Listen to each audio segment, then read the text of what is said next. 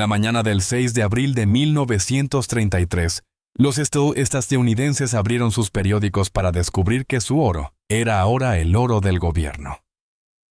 No mañana ni tras un largo proceso legal.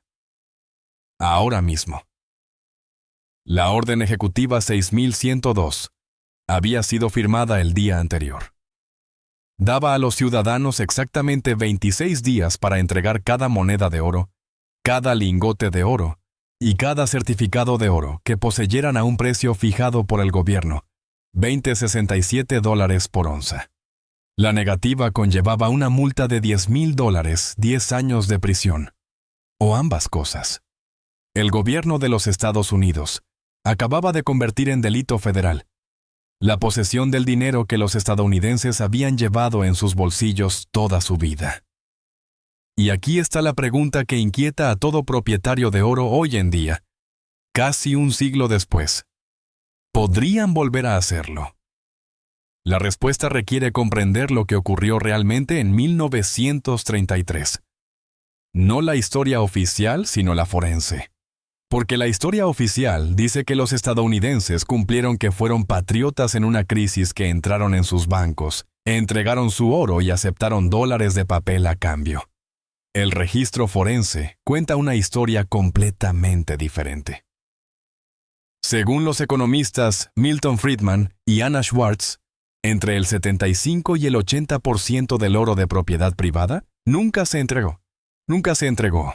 3 de cada 4 onzas fueron escondidas, enterradas, enviadas al extranjero, reclasificadas o simplemente conservadas. La cuestión no es solo si el gobierno podría confiscar el oro de nuevo. La cuestión es, ¿cómo vencieron millones de estadounidenses de a pie la última confiscación? ¿Y qué nos dice eso sobre lo que realmente funciona?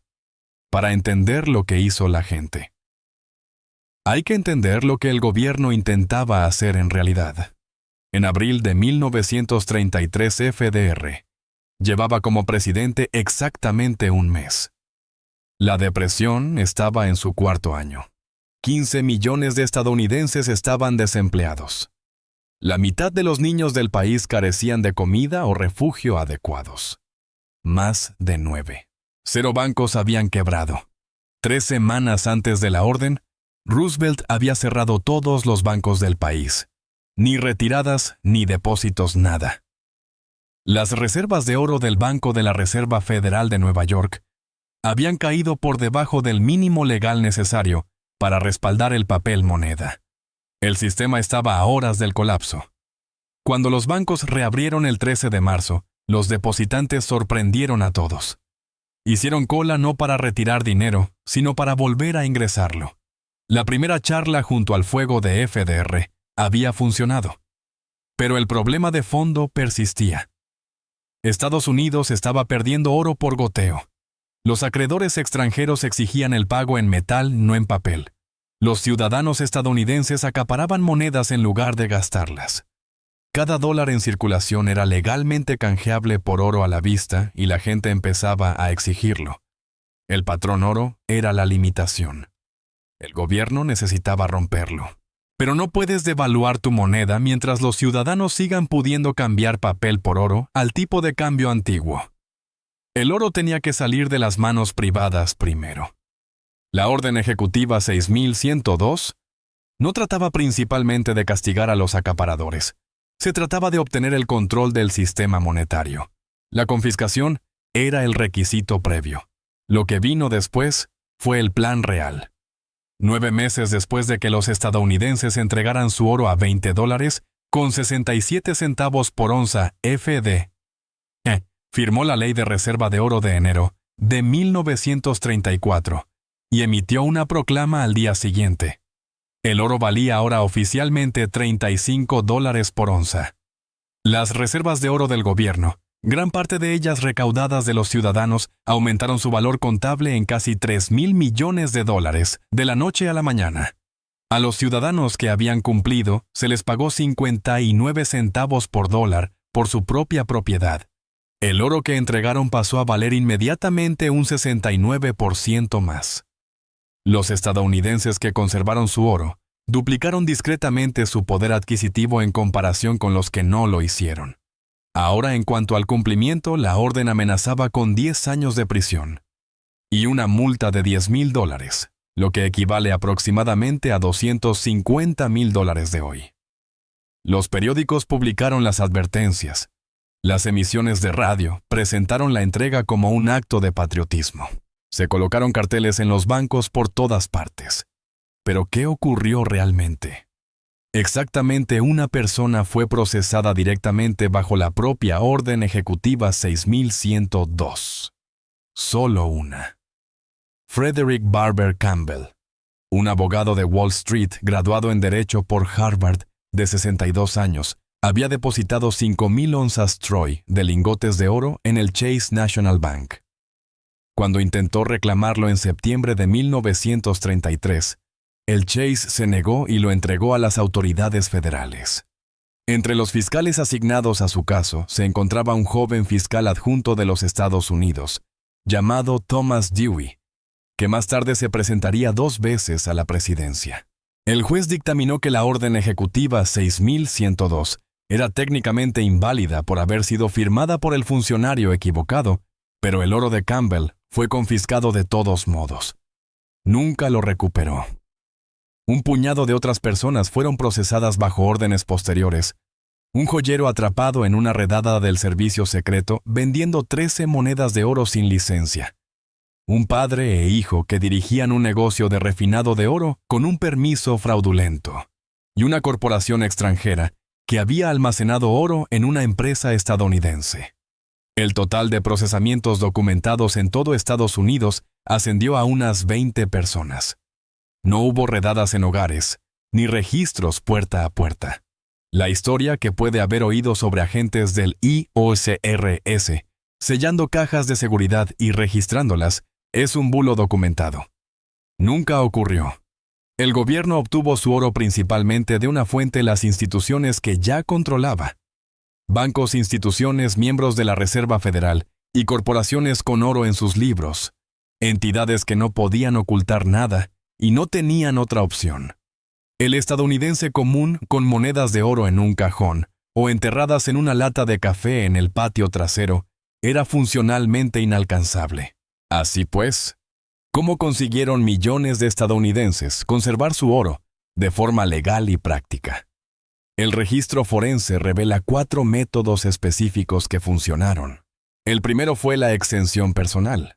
La EO 6102 permitía a cada individuo conservar $100 en valor nominal de monedas de oro, lo que equivalía a unas 5 onzas.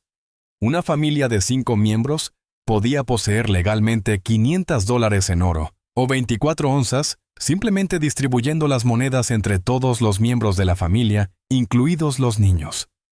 Los relatos de la época describen a abuelas que guardaban cuidadosamente justo por debajo del límite en sus cajas de seguridad de forma totalmente legal durante décadas. El segundo fue la exención numismática, y era un hueco tan grande que por él cupieron fortunas enteras. La EO 6102 eximía a las monedas de oro que tuvieran un valor especial reconocido para los coleccionistas de monedas raras e inusuales. Nunca definió raras e inusuales. Nunca especificó quién tomaba esa determinación. Nunca publicó una lista aprobada. El abogado numismático David Gans señaló décadas después que si todo el mundo se hubiera declarado coleccionista, podrían haber conservado casi todo lo que poseían de forma totalmente legal. El secretario del Tesoro William Woodin, que supervisó la aplicación de la EO 6102, era él mismo un serio coleccionista de monedas. Algunos historiadores creen que esto no fue una coincidencia. La regla práctica que surgió fue no poseer más de 5 monedas de cualquier denominación y fecha en idénticas condiciones. Más allá de eso, cualquier variación en la fecha, la marca de seca o el grado de conservación podía respaldar una reclamación numismática. En teoría, una persona podía reunir una serie casi completa de Double Eagles de $20 y Eagles de $10 y poseerlas legalmente como una colección. En 1954, El Tesoro amplió formalmente la definición para incluir todas las monedas de oro de los Estados Unidos, acuñadas antes del 5 de abril de 1933, legitimando retroactivamente lo que millones de personas ya llevaban haciendo 20 años. El tercer método fue el almacenamiento en el extranjero. La o 6102 se aplicaba al oro dentro de los Estados Unidos continentales. El comerciante de monedas A.B. Kossoff organizó que sus clientes adinerados enviaran sus piezas de oro de $20 a bancos de Suiza, Francia, los Países Bajos y Bélgica antes de la fecha límite. Cuando el oro volvió a legalizarse, en 1974, los comerciantes de monedas abrieron oficinas en Bruselas, París y Zúrich específicamente para abastecerse de todo ese oro estadounidense que regresaba a casa. Una empresa publicó anuncios diciendo que llegaban cargamentos diarios de Europa. El oro había estado allí esperando durante 40 años. El cuarto método no requería nada en absoluto, solo silencio. No hubo redadas en hogares. No hubo registros sistemáticos de propiedades rurales, granjas o casas privadas. Cada procesamiento documentado implicó a alguien que intentó vender, comerciar o mover grandes cantidades de oro a través del sistema financiero, y fue sorprendido haciéndolo. Los estadounidenses que simplemente guardaron sus monedas en casa o las enterraron en su propiedad nunca fueron encontrados. Las poblaciones rurales estaban totalmente fuera del alcance del cumplimiento de la ley. No existen pruebas de un solo procesamiento originado en una comunidad agrícola. Los estadounidenses que perdieron su oro confiaron en que el sistema bancario se lo guardara. Los estadounidenses que conservaron su oro no confiaron en nada más que en el propio oro, y no dijeron nada a nadie. Estados Unidos no estuvo solo en 1933. La confiscación de oro tiene una historia global, y cada instancia siguió el mismo patrón: crisis económica, presión sobre la moneda, y luego entrega forzada. La Ley Bancaria de Australia de 1959 facultó al gobierno para exigir la entrega de todo el oro al Banco de la Reserva en un plazo de 30 días.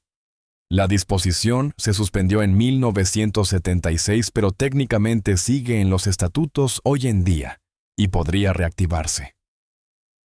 La Ley de Control del Oro de la India de 1968 fue el intento de confiscación más ambicioso en cualquier democracia y quizás el fracaso más espectacular. El ministro de Finanzas Morarji Desai prohibió la propiedad de lingotes y monedas de oro, limitando a las familias a 4 kilogramos en forma de joyas. El contrabando de oro se disparó. Los orfebres organizaron protestas nacionales durante 3 años. Algunos, arruinados por la destrucción de su oficio de la noche a la mañana, se suicidaron. Las tenencias privadas de oro aumentaron realmente durante el periodo de control, pasando de unas 4.000 toneladas en 1974 a unas 25.000 toneladas estimadas hoy. La ley fue derogada en 1990 por ser un fracaso. La Unión Soviética fue el caso más extremo. Entre 1928 y 1938, el NKVD arrestó a aproximadamente 500.000 de personas por cargos de posesión de oro. El tráfico de oro era un delito capital. En el caso Rokotov-Aibishenko de 1961, los especuladores de divisas fueron ejecutados después de que Khrushchev interviniera personalmente para aumentar retroactivamente sus condenas. Luego está Suiza, que nunca ha confiscado oro en su historia. Las enmiendas constitucionales requieren un referéndum público, lo que hace que la confiscación sea políticamente inconcebible. Las refinerías suizas procesan aproximadamente el 70% de los lingotes de oro del mundo. La confiscación sería una autodestrucción económica. El patrón en todos los casos es que la confiscación requiere un sistema de moneda respaldado por el oro bajo presión. Cuanto más ligado está el oro al dinero oficial, mayor es el motivo del gobierno para incautarlo. Lo que nos lleva a la pregunta, hacia la que se ha ido encaminando todo este video. Los Estados Unidos volvieron a legalizar la propiedad privada de oro el 31 de diciembre de 1974, cuando el presidente Ford firmó la orden.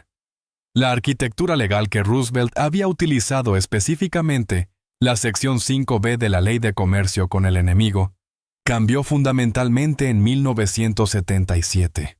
El Congreso enmendó ese estatuto para despojar al presidente de sus poderes de emergencia sobre el oro en tiempos de paz. El nuevo lenguaje restringía esos poderes a tiempos de guerra, lo que significa una declaración formal de guerra por parte del Congreso. Estados Unidos no ha declarado la guerra desde 1941. El Estatuto de Emergencia sucesor, la Ley de Poderes Económicos de Emergencia Internacional, otorga amplios poderes, pero con limitaciones críticas. Los expertos legales han señalado que autoriza la congelación de activos, no su incautación. Requiere que cualquier amenaza se origine sustancialmente fuera de los Estados Unidos, descartando una crisis financiera puramente interna, y nunca se ha utilizado para confiscar oro a ciudadanos estadounidenses. La cláusula de expropiación de la Quinta Enmienda presenta ahora una barrera constitucional que no existía en términos prácticos en 1933. El gobierno estaría obligado a pagar el valor justo de mercado. Con el oro cotizando a más de $2,000 por onza y sin un tipo de cambio oficial fijo, tras el que esconderse el gobierno, no podría replicar el truco de 1933, de pagar $20 para revalorizarlo inmediatamente a $35. La brecha práctica en el cumplimiento es aún mayor. En 1933, la mayor parte del oro estaba en los bancos e instituciones que el gobierno ya controlaba. Hoy en día, el oro puede comprarse de forma anónima, en tiendas de monedas, guardarse en casa, conservarse en cámaras privadas o mantenerse en jurisdicciones extranjeras. No existe un registro federal de propietarios de oro. Los American Eagles de oro están específicamente exentos de la información requerida para la mayoría de las ventas de inversión. Si posee ETFs de oro fondos como GGK, LD o IAU, ese oro se encuentra en cámaras de bancos custodios.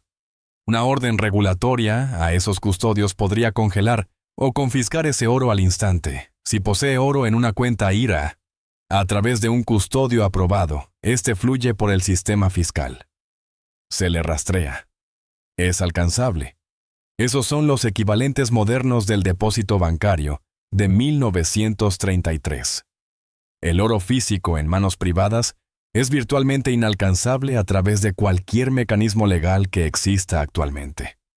Las amenazas modernas realistas no son la confiscación, sino los impuestos. El Congreso podría aumentar el tipo impositivo para los objetos de colección o imponer un impuesto sobre los beneficios extraordinarios por las ganancias del oro. Podrían endurecer los requisitos de información o implementar controles de capital que restrinjan las exportaciones de oro.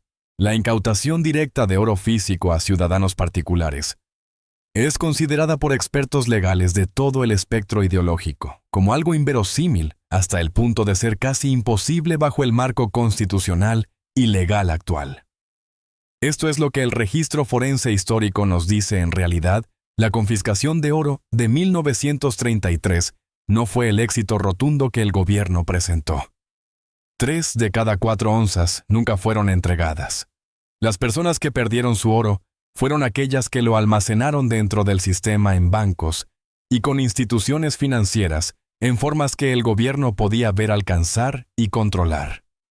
Las personas que conservaron su oro fueron las que entendieron algo con lo que el gobierno contaba con que no entendieran, que el cumplimiento de la ley requería visibilidad, y la visibilidad era una elección. Hoy algunas cosas han cambiado. La ley es sustancialmente diferente. Las barreras constitucionales son sustancialmente más altas. Los mecanismos de cumplimiento son sustancialmente más débiles. No hay una moneda respaldada por el oro que proteger, ni un motivo monetario remotamente comparable al de 1933. Pero una cosa no ha cambiado. El oro que sobrevive a cualquier acción del gobierno, ya sean impuestos, requisitos de información, o el escenario altamente improbable de un futuro intento de confiscación, es siempre el oro que se posee de forma privada, física y discreta. El oro que el gobierno puede encontrar es el oro que el gobierno puede quitar. La lección de 1933 no fue escrita por FDR. Fue escrita por el 75 u 80% de los estadounidenses que simplemente mantuvieron la boca cerrada y su oro en sus propias manos. Si esta investigación sobre la historia oculta del oro ha cambiado su forma de ver los activos en su propia casa, suscríbase y dé un me gusta al canal. Nos dedicamos a desenterrar la historia que intentaron enterrar. Proteja su riqueza y plante las semillas para su futuro. Nuestra próxima inmersión profunda en los archivos se abrirá pronto.